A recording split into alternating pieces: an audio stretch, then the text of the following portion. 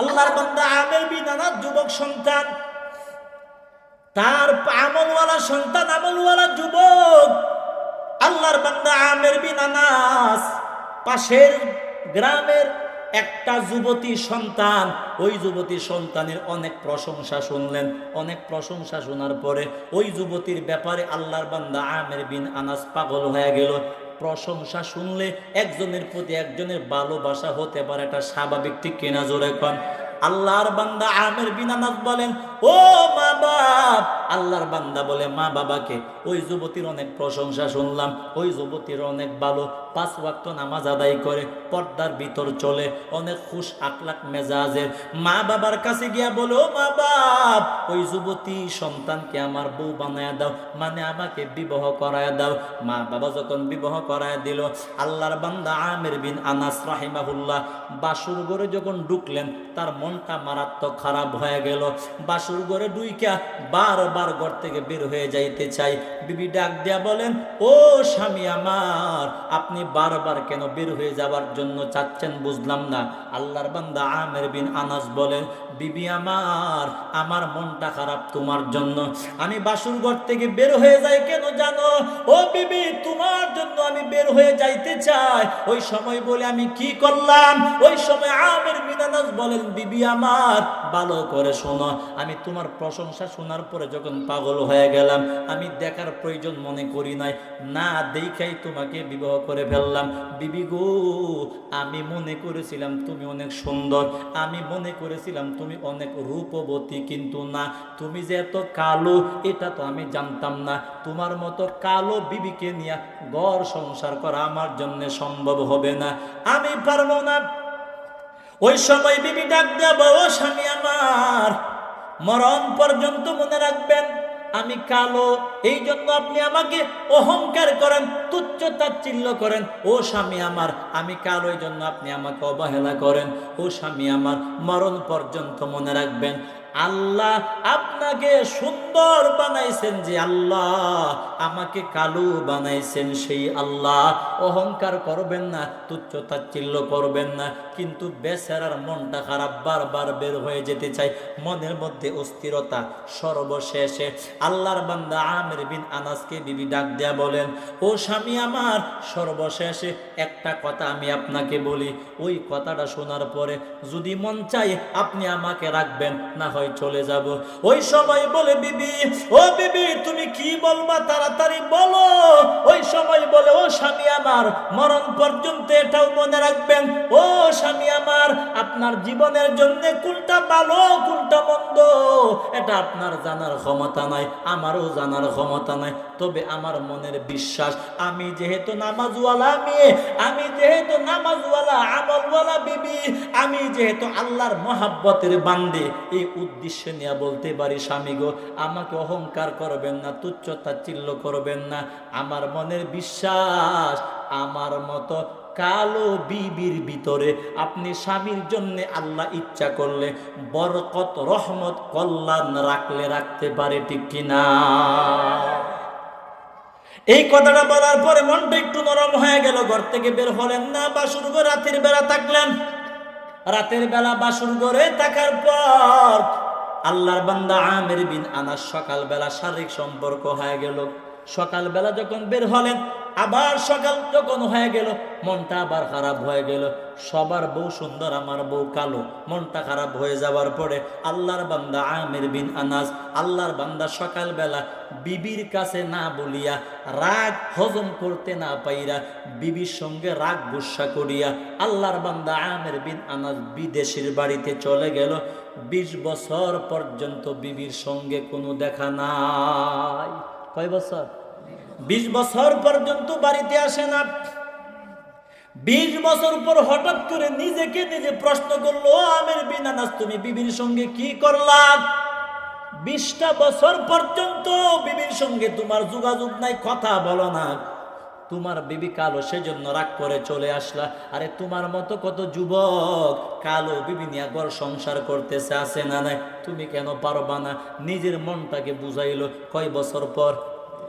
20 বছর পর মনটাকে বুঝাইয়া বিবির জন্য মায়া হয়ে গেল, না না এই জীবনটা তো আল্লাহ তাআলা দিছে, ওই জীবন তো সারা জীবন আমি দুনিয়ায় থাকবো না, অন্ধকার কবরে চলে যাওয়া লাগবে, না না আমি আর বিবির আর কষ্ট দিব না, আমি আমার বিবির সঙ্গে খারাপ ব্যবহার করব না, আমি আমার বিবিকে অহংকার করব না। নিজের যখন বুঝ আসলো, 20 বছর পরে আল্লাহর বান্দা আমের বিন আনাস গ্রামের মধ্যে আসলো। গ্রামের মধ্যে আসার পর দেখেন যেই মসজিদটা ছিল ছোট, বিরাট বড় মসজিদ হয়ে গেল। 20 বছর পর আইসা দেখে এলাকার যে রাস্তাগুলি ছোট ছিল রাস্তাগুলি অনেক সুন্দর হয়ে গেল, মানে পুরা এলাকার পরিবেশটা একদম পরিবর্তন হয়ে গেল। আল্লাহর বান্দা আমের বিন আনাস দেখেন যেই মসজিদটা ছিল ছোট বিশাল বড় মসজিদ হয়ে গেল। মসজিদটার কিনারে আইসা দেখে দিনের বেলা হাজার হাজার মানুষ মসজিদের ভিতরে বৈশা রয়েছেন। আমের বিন আনাস উকি দিয়া দেখেন এই হাজার হাজার মানুষ কেন বসলো, আজকে তো শুক্রবার না, জুমার দিন না, ওই মানুষগুলি মসজিদের ভিতরে কি করে ওই বিষয়টা দেখার জন্য আমের বিন আনাস যখন উকি দিলেন, উকি দিয়া দেখেন মসজিদের মিম্বারের মধ্যে 18-20 বছর একটা যুবক সন্তান, তাগড়া যুবক, ওই যুবকটা মসজিদের মিম্বারের মধ্যে বৈশা সুন্দর করে কোরআন হাদিসের বয়ান মানুষদেরকে করতেছেন। আর হাজার হাজার মানুষ কোরআনের বয়ান শুনে।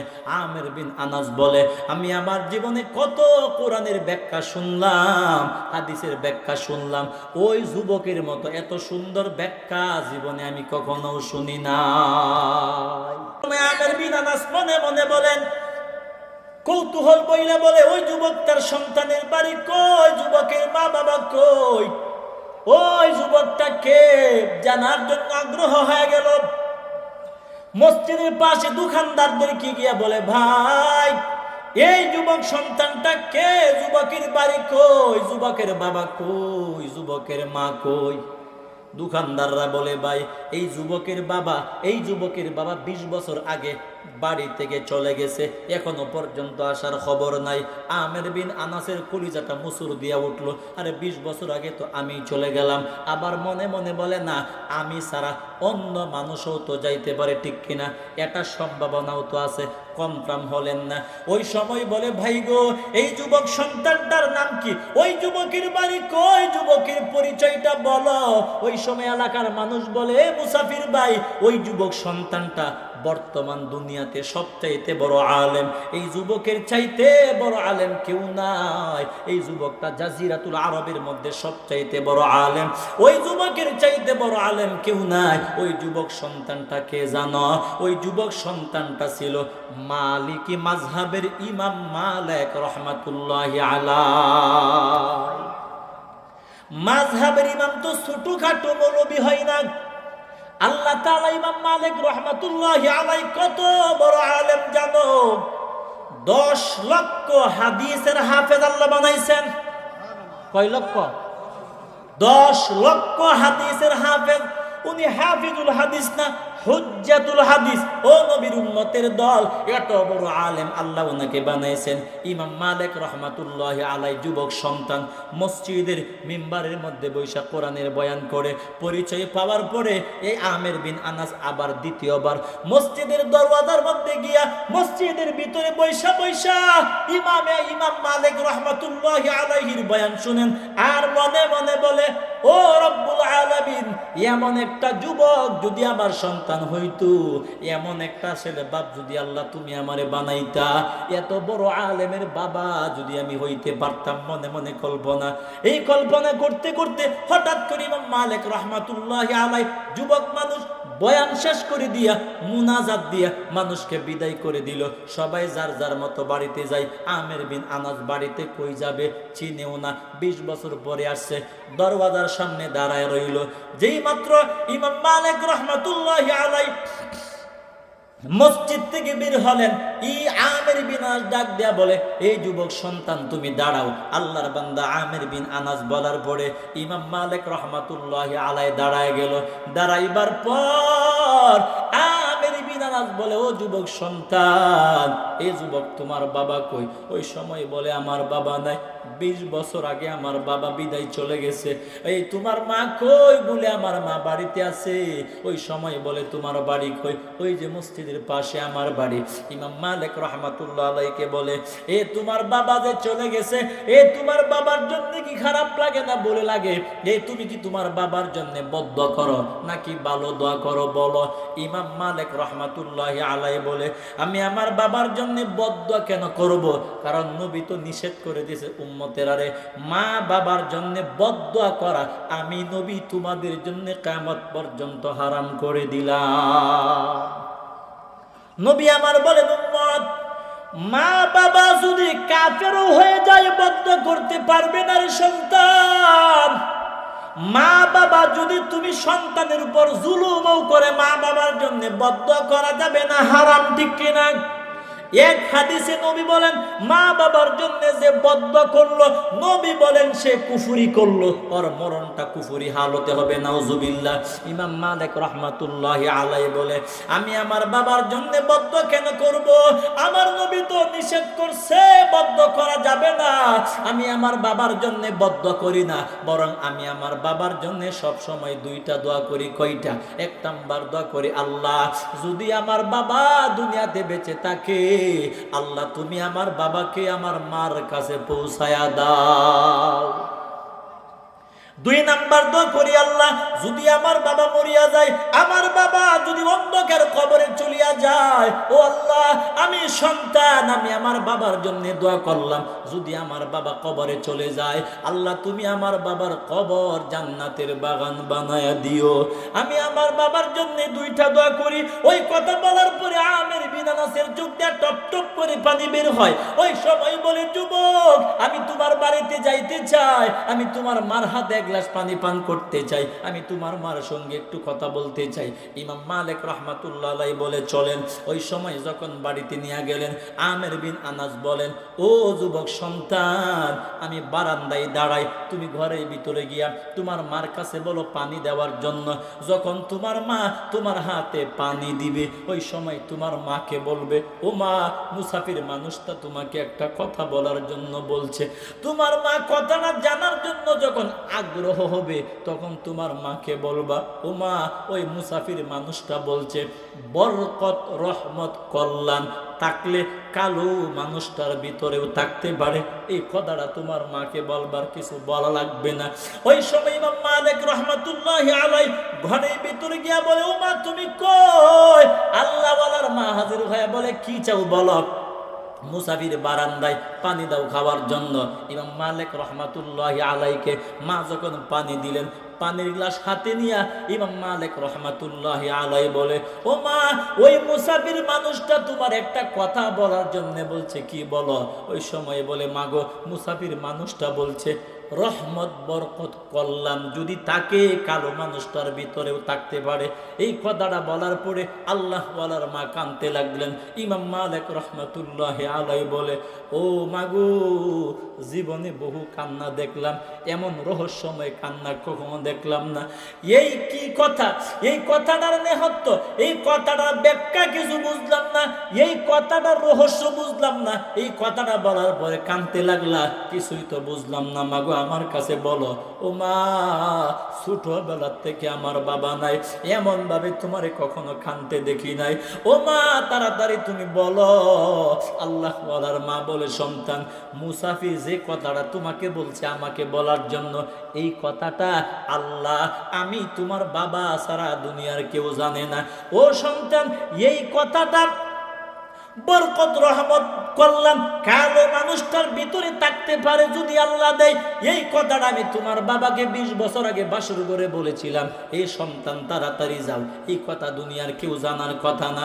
আসলে যেই মানুষটা বাহিরে দাঁড়াইছে, এটা আসলে কেউ না, এটা হলো তোমার জন্মদাতা বাবা। ইমাম মালিক রাহমাতুল্লাহি আলাইহি দৌড়াইয়া চলে গেলেন। আঞ্জা দেয়া দইরা বলে, বাবা, আগে কেন পরিচয় দিলা না? আমি তোমারে কষ্ট দিতাম না। ও বাবা, তাড়াতাড়ি চলো, মা তোমার জন্য কান্দে।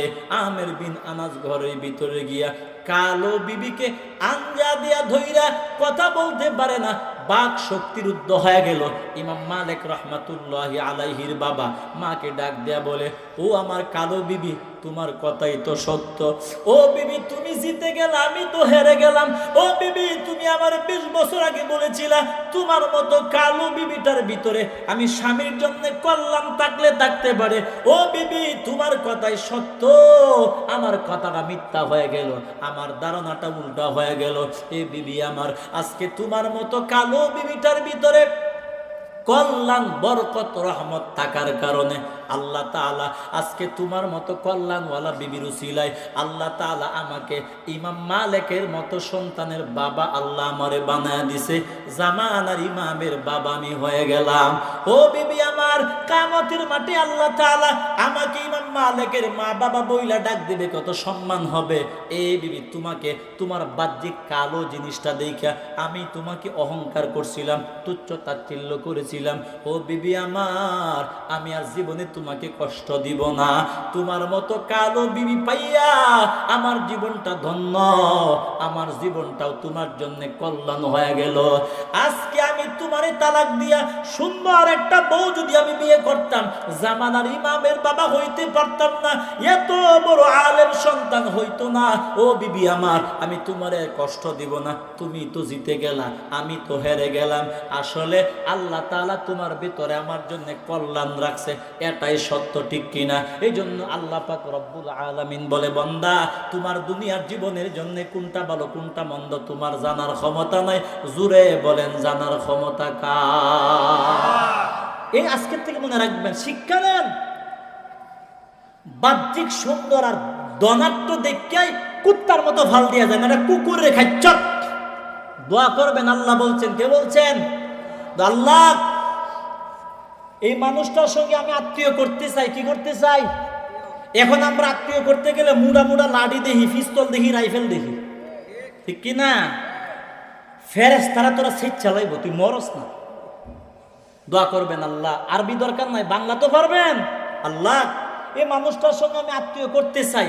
আল্লাহ, এই মানুষটার সঙ্গে আত্মীয় করলে যদি আমার কল্যাণ হয়, কি হয়? কল্যাণ হয়। আল্লাহ, ব্যবস্থা করো। কল্যাণ যদি না হয়, দূরে সরায় দাও, দরকার নাই। ও আল্লাহ, আমার ছেলেটাকে ওই মেয়েটা, আমার মেয়েটাকে ওই যুবকের কাছে বিয়া দিব। আল্লাহ, ওই যুবকটা আমার মেয়ের জন্য যদি কল্যাণকর হয়, ওই যুবকটাকে ব্যবস্থা করো। কল্যাণ না থাকলে দূর করে দাও। আল্লাহ তাআলা বলে, বান্দা, তোমার দুনিয়ার গোটা জীবনটা আমি আল্লাহর কাছে কল্যাণ চেয়ে চেয়ে চালাও। যত বেশি কল্যাণ চাইবা আমি আল্লাহ তত বেশি কল্যাণ তোমাকে দান করব। আজকের থেকে আমরা দুনিয়ার কল্যাণ চাইবো কার কাছে? আখেরাতের কল্যাণ চাইবো কার কাছে? 2 মিনিটে বয়ান শেষ করতেছি। আখেরাতের কল্যাণ কি? ডান হাতে আমলনামা, আখেরাতের কল্যাণ, ঠিক কিনা? হাউজে কাউসার পাওয়া, আখেরাতের কল্যাণ। আর অনেক লম্বা ব্যাখ্যা। 3 নাম্বার, ওয়াকিনা আযাবান্নার। আমরা চাইবো আল্লাহ জাহান্নাম থেকে আল্লাহ তুমি আমাদেরকে বাঁচাও, জাহান্নাম থেকে মুক্তি দাও। নবী বলেন, আল্লাহর কাছে চাওয়ার মতো যদি 3টা জিনিস চাইতে পারো, আল্লাহ অবশ্যই তোমাকে দিবে।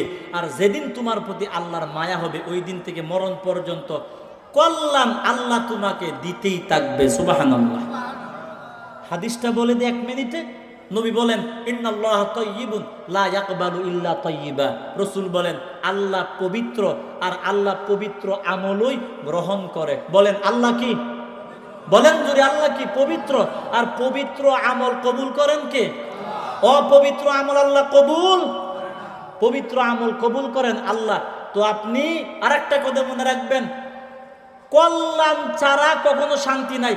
যেখানে কল্যাণ আছে ওইখানে শান্তি আছে, যেখানে কল্যাণ নাই ওইখানে অশান্তি আছে। বুঝবেন? মনে রাখবেন, যেখানে কল্যাণ ওইখানে শান্তি, যেখানে অকল্যাণ ওই জায়গায় অশান্তি। যেখানে আমল ওখানে কল্যাণ, ওখানে শান্তি। যেখানে গুনাহ ওই জায়গায় অকল্যাণ, ওই জায়গায় অশান্তি। ছেলে মেয়ের দ্বারা শান্তি পাইতে যদি চান, দোয়া করবেন, আল্লাহ, আমার বিবির গর্বে আমার সন্তান, ছেলে দিলেও তুমি দিবা, মেয়ে দিলেও তুমি দিবা, যাই দেও আল্লাহ কল্যাণওয়ালা সন্তান দিও। কিওয়ালা? অনেক মনে করে অনেক স্বামী, আমার ছেলে হইলে মনে ভালো, আল্লাহ করতে ছেলে দিলাম, যা। এরপর এই ছেলে ডাইট হয়ে গেছে, অঙ্কিত হয়েছে, কল্যাণ হয়েছে। এই জন্য আল্লাহ বলে, বান্দা, তুই ডিসিশন নিস না। আল্লাহ, তুমি আমার এটা দেও, এটা কইস না, কারণ যে জিনিসটা তুই চাইছ ওইটা তোর জন্য কল্যাণ হতে পারে। এই জন্য এমনি চা যে আল্লাহ এই জিনিসটা যদি কল্যাণ হয় তাহলে আমারে দাও, ঠিক কিনা? তাহলে আমরা দুনিয়ার কল্যাণ চাইবো কার কাছে? আখেরাতের কল্যাণ কার কাছে? জাহান্নাম থেকে মুক্তি চাইবো কার কাছে? আল্লাহ তাআলার কাছে। আমল করতে পবিত্র হবে, দাড়ি কামায়া সুদের ব্যবসা কইরা, দেশের টেহা চুরি কইরা, বাপ দুত্তামি কইরা, চুরি কইরা, ডাহাতি কইরা আল্লাহ কল্যাণ দেও, তারপরে দেখে রাস্তা বালাই দিব, তোমার দোয়া হবে না। যে হাত দিয়ে কইছেন আল্লাহ কল্যাণ দেও, এই হাত দিয়ে একটু আগে চুরি টিয়া গুনছেন বাগাবাগি করার জন্য। যে হাত দিয়ে কইছেন আল্লাহ আমার কল্যাণ দেও, এই হাত দিয়ে সুদের টাকা গুনছেন, আছে না? সুদের টিয়া দিয়ে গুনলে ওই হাত দিয়ে দোয়া করলে কাম হবে না। যে জবান দিয়া বলছে আল্লাহ কল্যাণ দেও, এই জবান দিয়া একটু আগে 10টা মিছা কথা কইছো, আর একজনকে গালি দিছ, মিথ্যা কথা, মিথ্যা সাক্ষী দিছ আদালত গিয়া, তো তোমারই জবান আর গরুর জবান সমান। জবান পবিত্র, হাত পবিত্র, গোটা জীবনটা পবিত্র অবস্থায় আল্লাহ তাআলার কাছে কল্যাণ চাও, আল্লাহ তাআলা অবশ্যই তোমারে কল্যাণ দিবে। আল্লাহ তাআলা বলেন ওই 3টা জিনিসকে আল্লাহ কোরআনের আয়াত বানায়া নবীর উপর নাজিল করলেন। কেন? উম্মতি মুহাম্মদী তোমরাও কিয়ামত পর্যন্ত আমি আল্লাহর কাছে 3টা জিনিস চাও, এই 3টা জিনিস চাইলে আমি আল্লাহর কাছে ভালো লাগে। সুবহানাল্লাহ বলেন। 2 নাম্বার আলোচনার বিষয় হলো কল্যাণ আমরা আল্লাহর কাছে চাইবো কেন? অবশ্য একটা কারণ আছে। কল্যাণ আমরা চাইবো কার কাছে? দুনিয়ার কল্যাণ আল্লাহর কাছে কেন চাইবো?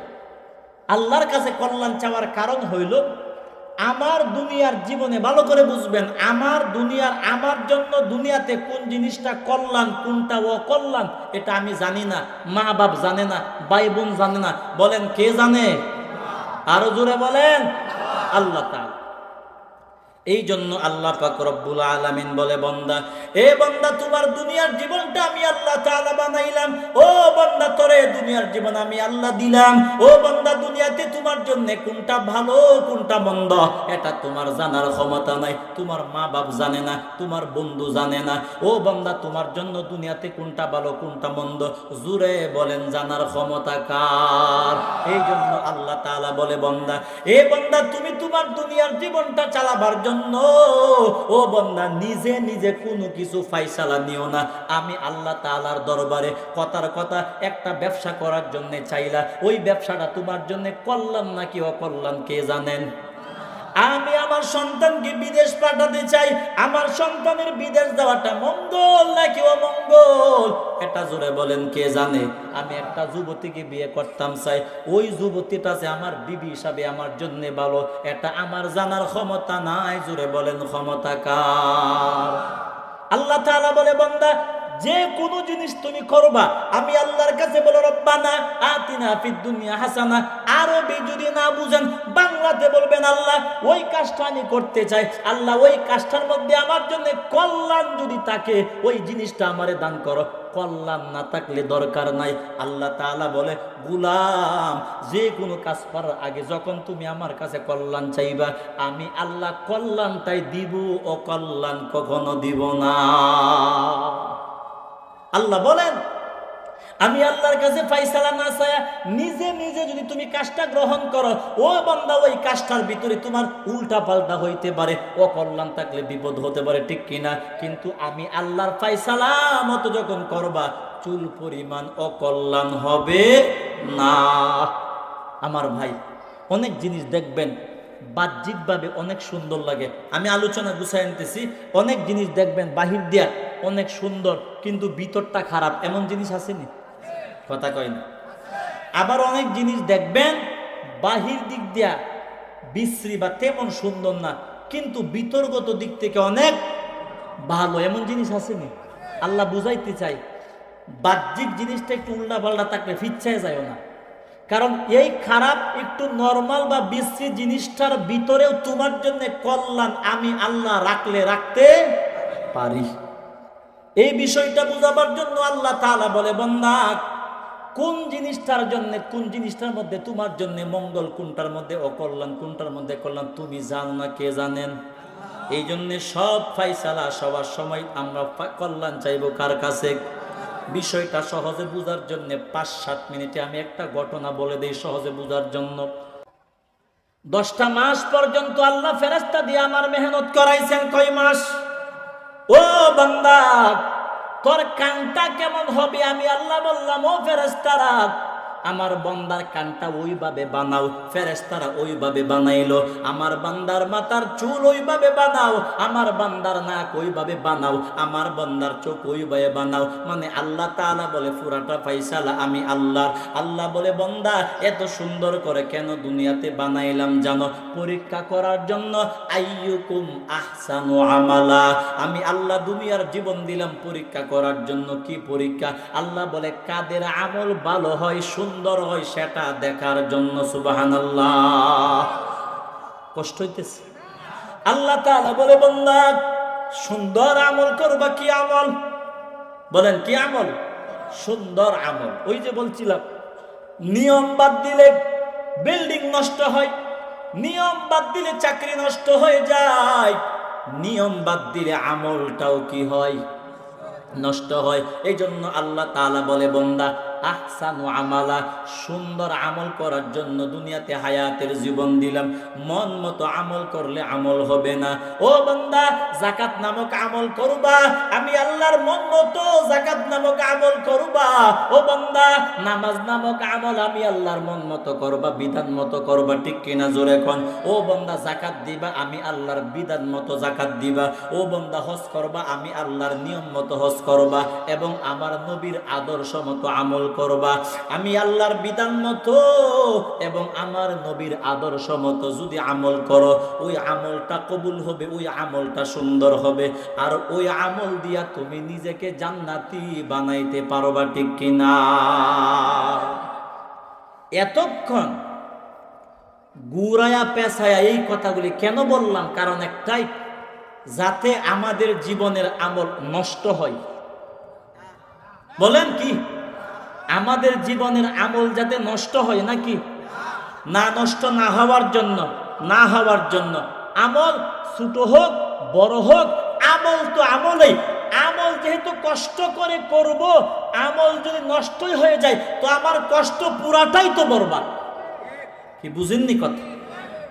মনে করেন একটা আমল করলাম 5 ঘন্টা লাগায়, কিন্তু আমলটা করছি নিজের মন মতো, নিজের মন মতো।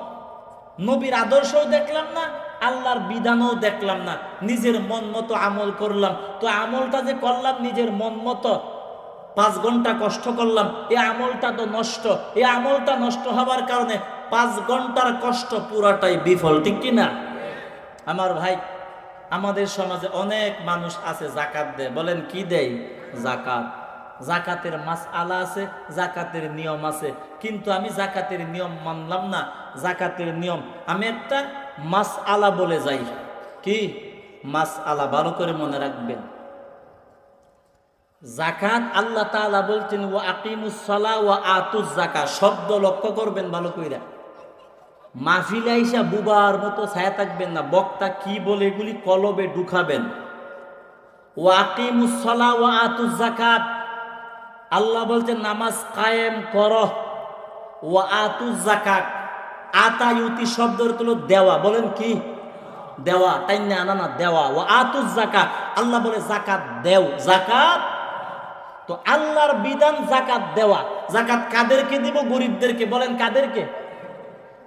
গরিবদেরকে তাই না আনার কথা আল্লাহ বলছেন। আল্লাহ বলছে ওয়া আতুজ যাকাত, যাকাত দেও। গরিব যেখানে সেইখানে তুই যাকাত নিয়ে যাবি বড় লোক, এটা তোর বিধান না, আল্লাহর বিধান। যাকাত দিবা কই? যেখানে গরিব আছে ওই জায়গায় তুই গিয়া যাকাত দিবে, এটা বিধান কার? ওয়া আতুজ যাকাত। এখন আমরা কি করি? 5 দিন পর্যন্ত মাইকিং করেনি? কথা কই না, জুরে কোন না, মাইকিং করেনি? আপনাদের দিকে করে না? তো করলে বুবার মতো ফেবে করে। জোরে বলেন, আরো জোরে বলেন। করেনি? মাইকিং করাটা সম্পূর্ণ আল্লাহর বিধানের খেলাফ, এটা হারাম, কবিরা গুনাহ। আল্লাহর বিধান হলো ওয়া আতুজ যাকাত, যাকাত দাও। তুমি শিল্পপতি, তোমার প্রতিনিধিদের মাধ্যমে গরিবদের বাড়িতে বাড়িতে যাকাত পাঠাইবে, এটা হলো আল্লাহর বিধান। এখন আমরা কি করি? মাইকিং করে ডাইকে আইনা একটা ফারসা ফারসি বেড়া বেডি পর্দার তো কোনো খবরই নাই, আউলা জাউলা কইরা। এই গত কয়েক বছর আগে আকিজ গ্রুপের চেয়ারম্যান জাকাত দিতে গে, এটা পত্রিকার মধ্যে আসছে, ইলেকট্রিক মিডিয়াতেও আসছে। জাকাত ওই গরিবরা গেছে জাকাত দিতে, সিরিয়াল মেনটেন না করার কারণে ফার্সাফার্সি ঠেলা ঠেলি ধাক্কাধাক্কি করতে গিয়া একজন না দুইজন মানুষ নাকি পায়ের নিচে বইরা নিষ্পেষিত হয়ে মারা গেছে। হয়েছে না? মিথ্যা বললাম নাকি? তো আল্লাহর বিধান কি গরিবদেরকে ডাইকা আনা? আল্লাহর বিধান ওয়া আতুজ যাকাত, তুমি যাকাত দিবে, একটা ফরজ বিধান। কোন গরিবকে আল্লাহ কিয়ামতের মাঠে বলবে না যাকাত আনছিলা বলে কেন আনো নাই, আল্লাহ বলবে না। কারণ গরিবদেরকে যাকাত আনছো কিনা এটা আল্লাহ বলবে না, এটা ফরজ না। গরিব যদি যাকাত ধনীর থেকে না গ্রহণ করে গুনাহ হবে না, জাহান্নামে যাওয়া লাগবে না। কিন্তু কোন ধনী যদি গরিবদেরকে তালাশ কইরা কইরা যাকাত না দেয়, ওই শিল্পপতিরে ফেরেশতারা লাইতেইতে লাইতেইতে জাহান্নামে ফেলবে। বিধান ইসলাম ধর্ম তোমার বাবার না, আমার বাবার না। ইসলাম ধর্ম আল্লাহর, প্রতিটা ইসলামের বিধান চলবে। জোরে বলেন কার মতো? এটাই নিয়ম, এটাই ইসলাম। আমার বাপ হলেও এটা, আমার চাচা হলেও এটা, এমপির জন্য এটা, মন্ত্রীর জন্য এটা। তুমি দুনিয়াতে যত বড় মাস্তান হও না কেন, আল্লাহর বিধান মতো আমল করবা না, লাত্তি দিয়া তোর আমল আল্লাহ ফলাইয়া দিবে, আমল কবুল হবে না। ইসলাম ধর্ম সবার না, আল্লাহর। জোরে বলে ইসলাম ধর্ম কার? আল্লাহর। ধর্ম যদি আল্লাহর হয়, আমলটা করতে হবে কার মন মতো? আমল করতে হবে আল্লাহর মন মতো আর নবীর আদর্শ মতো। এই কথাটা আমি কেন বললাম? গত বছরের আগের বছর মুন্সিগঞ্জ থানায় আমি অনেকটি মাসআলা বলছিলাম, এর মধ্যে যাকাতের বিষয়টা চলে আসছে। এক ফাডার করে ফাডা আমার পাশে বসা ছিল, ওর মনো এই রূপটা আছে, ওই জাকাতের রূপ, হেমনো মাইকিং করে জাকাত দে, টপ করে আমারে কমিটির মাধ্যমে বাধা দেয়া, হুজুর এই এগুলি না বইলা কোরআন হয়, গাদার বাচ্চা রে কোরআন হাদিসের বাইরে কথা। এই যাকাতের মাসলা কি এটা কোরআন হাদিসের বাইরে? কোরআন হাদিসের মাসলাই তো। আরে সোর, তোরে কোরআন হাদিস দিয়ে বললেই তো তুই বাঁচার ক্ষমতা নাই। সুতরাং হক কথা, ইসলামের সঠিক কথাটা যেই মানুষ হজম করতে পারে না, মনে করবেন ওর ভিতরের চরিত্র জানোয়ারের চাইতে খারাপ। আমি চুরি করি না, কথার কথা। তো সুর আলোচনা করলে আমার রাগ উঠবো? রাগ উঠতো না। যে সুর হেরে তো রাগ উঠবো নাকি? তাই তে সুরের ব্যাপারে আলোচনা করো, তোর রাগ উঠে গেলে, কারণ তুই সুর, ঠিক কিনা? এই কথাটা বুঝতে তো ব্যাখ্যা লাগে না, তো পাগলেও বুঝে নাকি? এই জন্য আমার কথা হলো, ইসলামের বিধান, এই কথাগুলি আমি কেন বলতেছি? এই বিষয়টা না বুঝলে 50 বছর আমল কইরাও জাহান্নামে যাওয়া লাগবে। লেখা রাখো মিয়া, আমার আমল যদি আল্লাহর মন মতো না হয়, নবীর আদর্শ মতো না হয়, 14,000 কোটি বার হজ করলেও ওই কিয়ামতের মাঠে জাহান্নামে ফেরেশতারা গাড় দইরা ফেলবে।